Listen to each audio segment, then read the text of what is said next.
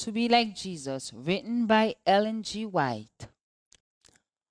Marvelous grace of our loving Lord, grace that exceeds our sin and our guilt, yonder on Calvary's mount outpoured, there where the blood of the Lamb was spilled. Grace, grace, God's grace, grace that will pardon and cleanse within.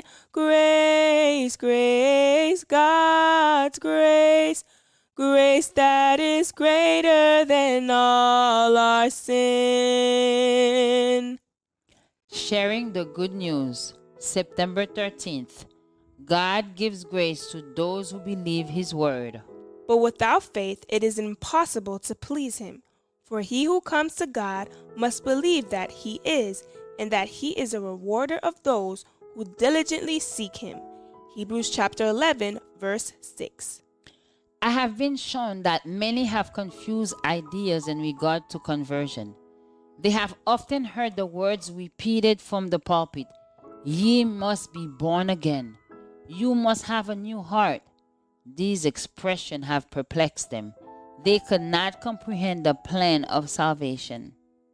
Many have stumbled to ruin because of this erroneous doctrines taught by some ministers concerning the change that takes place at conversion. Some have lived in sadness for years, waiting for some marked evidence that they were accepted by God. They have separated themselves in a large measure from the world and find pleasure in associating with the people of God.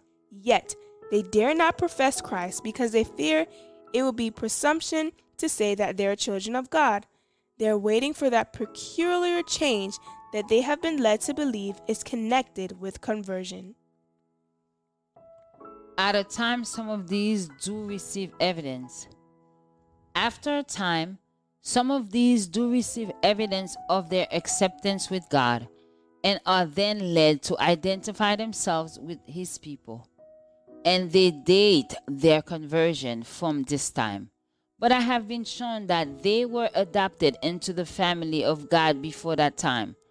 God accepted them when they became weary of sin and, having lost their desire for worldly pleasures, resolved to seek God earnestly. But, failing to understand the simplicity of the plan of salvation, they lost many privileges and blessings which they might have claimed had they only believed when they first turned to God that He had accepted them. Others fall into a more dangerous error. They are governed by impulse.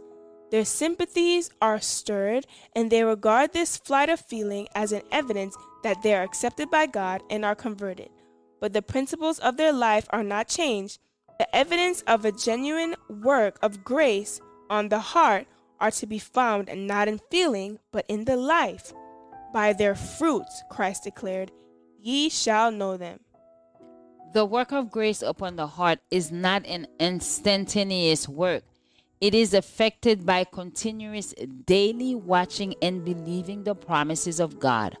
The repentant, believing ones who cherish faith and earnestly desire the renewing grace of Christ, God will not turn away empty. He will give them grace, and ministering angels will aid them as they persevere in their effort to advance. Grace, grace, God's grace, grace that will pardon and cleanse within.